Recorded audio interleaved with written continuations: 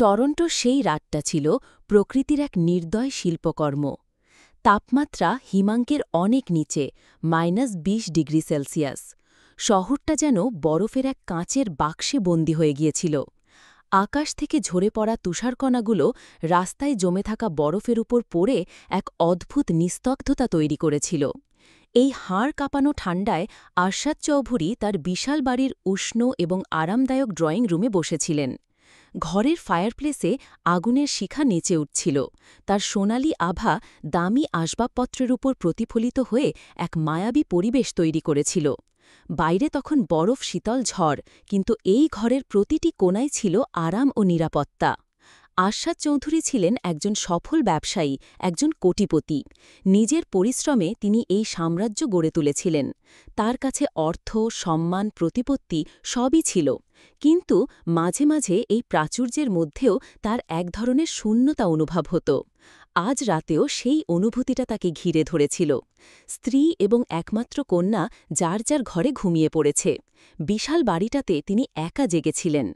হাতে কফির মগ নিয়ে তিনি বিশাল কাঁচের জানালার সামনে এসে দাঁড়ালেন। বাইরের বরফ সাদা পৃথিবীটাকে দেখতে তার ভালো লাগছিল। হঠাৎ তার চোখ আটকে গেল। তার বাড়ির গেটের ঠিক বাইরে ল্যাম্পপোস্টের আবছা আলোয় তিনি একজন বৃদ্ধকে দেখতে পেলেন। একটা পুরনো বেঞ্চে জড়সড় হয়ে বসে আছেন। তার গায়ে কোনো গরম জামা নেই, শুধু একটা পাতলা শার্ট আর ছেঁড়া ফাটা একটা চাদর। মাথাটা বুকের দিকে ঝুঁকে আছে, যেন ঠান্ডার সাথে লড়াই করতে করতে ক্লান্ত হয়ে পড়েছেন।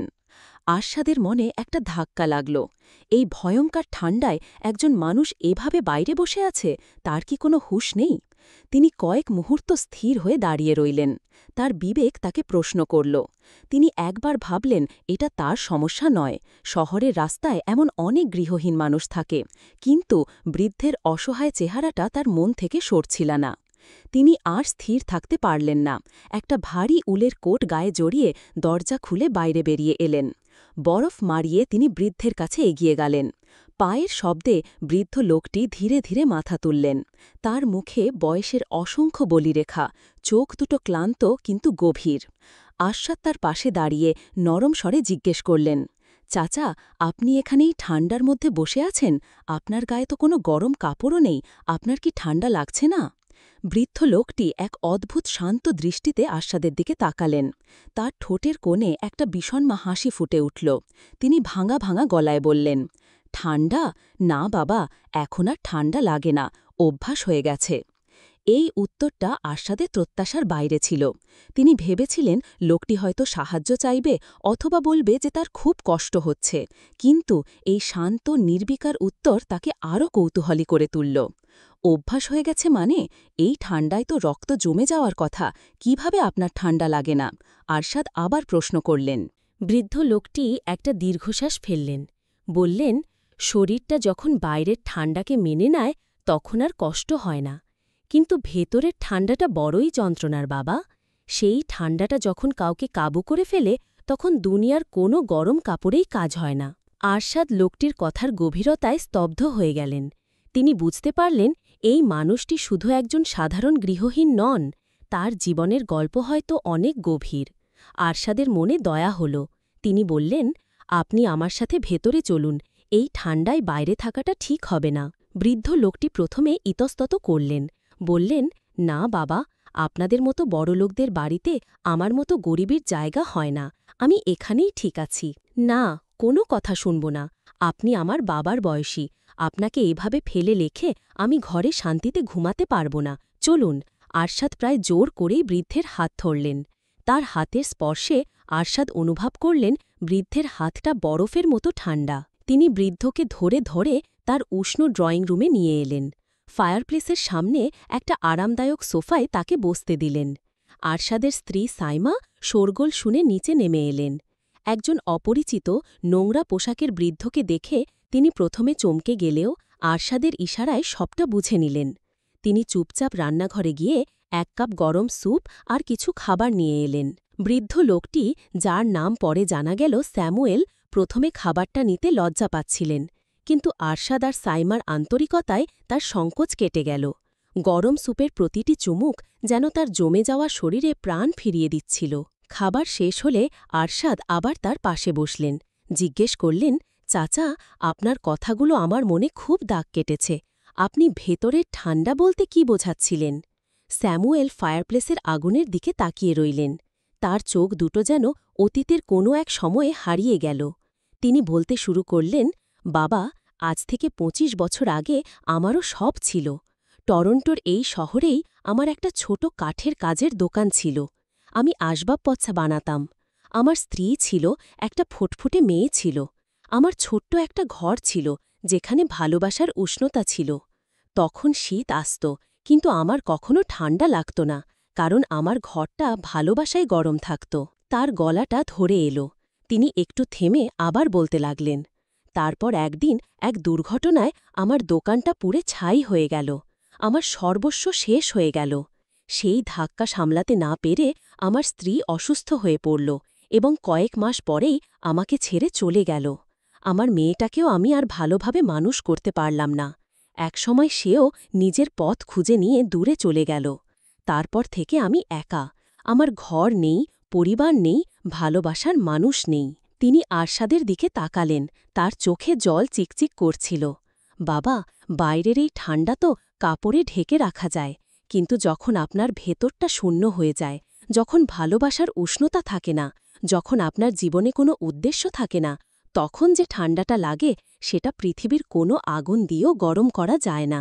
আমি সেই ভেতরের ঠান্ডার কথা বলছিলাম। সেই ঠান্ডার কাছে বাইরের এই -20 ডিগ্রি কিছুই না। স্যামুয়েলের কথাগুলো আরশাদের বুকের ভেতরটা কাঁপিয়ে দিল। তিনি নিজের জীবনের দিকে ফিরে তাকালেন। তার দামি বাড়ি, বিলাসবহুল গাড়ি, ব্যাংক ব্যালেন্স সব আছে, কিন্তু তিনি কি সত্যিই উষ্ণ? তিনি কি তার স্ত্রী আর মেয়ের সাথে যথেষ্ট সময় কাটান? তিনি কি তাদের ভালোবাসার উষ্ণতা অনুভব করেন, নাকি সবকিছুই কেবল দায়িত্ব আর অভ্যাসের মধ্যে সীমাবদ্ধ হয়ে গেছে? তার মনে হল স্যামুয়েলের মতো তিনিও এক ধরনের ভেতরের ঠান্ডায় ভুগছেন। তার ঠান্ডাটা হল প্রাচুর্যের মধ্যে একাকিত্বের ঠান্ডা। আরশাদের মেয়ে ৮ বছরের যারা বাবার বলার আওয়াজ পেয়ে ঘুম থেকে উঠে নিচে নেমে এসেছিল। সে দরজার আড়াল থেকে সব দেখছিল। সে ধীরে ধীরে স্যামুয়েলের কাছে এগিয়ে এলো। তার চোখে কোনো ভয় বা ঘৃণা ছিল না, ছিল কেবল কৌতূহল। সে স্যামুয়েলের কোলের কাছে রাখা একটা ছোট কাপড়ের পুটুলির দিকে আঙুল দেখিয়ে বলল, এটা কি? স্যামুয়েল মৃদু হেসে পুটুলিটা খুললেন। ভেতরে ছিল একটা অর্ধেক তৈরি করা কাঠের পাখি। অসাধারণ তার কারুকাজ। স্যামুয়েল বললেন, এটা আমি বানাই মামনি। যখন খুব একা লাগে তখন কাঠ খোদাই করে পাখি বানাই। মনে হয় ওরা একদিন উড়তে উড়তে আমার মেয়ের কাছে আমার খবর নিয়ে যাবে। যারা মুগ্ধ হয়ে পাখিটার দিকে তাকিয়ে রইল। সে আরশাদের দিকে তাকিয়ে বলল, বাবা, উনি তো খুব সুন্দর পাখি বানাতে পারেন। আমরা কি ওনাকে আমাদের সাথে থাকতে দিতে পারি না? উনি আমাদের গেস্ট রুমে থাকবেন। শিশুর সরল অনুরোধটা আরশাদের মনে শেষ পেরেকটা পুঁতে দিল।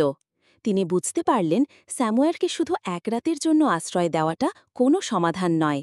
এই মানুষটার যা প্রয়োজন তা হল সম্মান, উদ্দেশ্য এবং ভালোবাসা। তিনি স্যামুয়েলের দিকে পাকিয়ে বললেন, চাচা, আমার বাড়ির পেছনে একটা বড় গ্যারেজ আছে। সেটা এখন খালিই পড়ে থাকে। আপনি যদি চান আমি সেখানে আপনার জন্য একটা ছোট ওয়ার্কশপ তৈরি করে দিতে পারি। আপনি আবার আপনার কাঠের কাজ শুরু করতে পারেন। আপনি এখানেই থাকবেন, আমাদের সাথে। স্যামুয়েলের চোখ দিয়ে এবার অঝরে জল পড়তে শুরু করল। কিন্তু এই জল কষ্টের ছিল না, ছিল কৃতজ্ঞতার।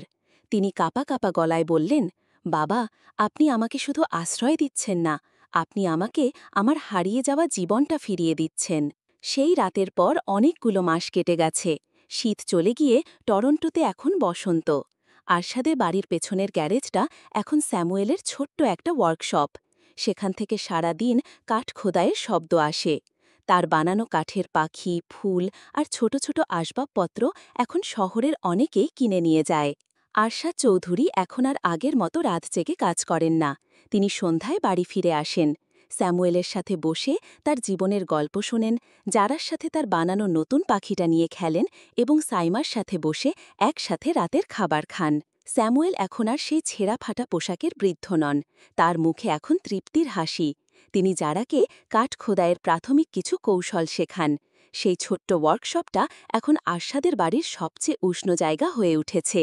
একদিন সন্ধ্যায় আরশাদ আর স্যামুয়েল ওয়ার্কশপের বাইরে বসে চা খাচ্ছিলেন।